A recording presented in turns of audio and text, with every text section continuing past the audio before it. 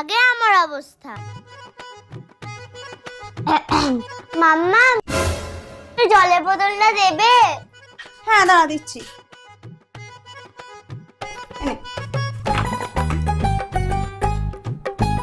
মা, ওমা আমাকে তো গামছাটা দিয়ে যাবে? হ্যাঁ আসছি।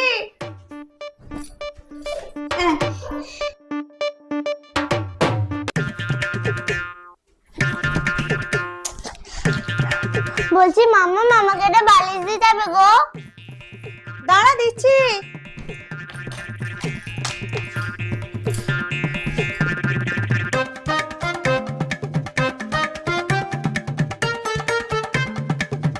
ভাই আসার পর আমার অবস্থা।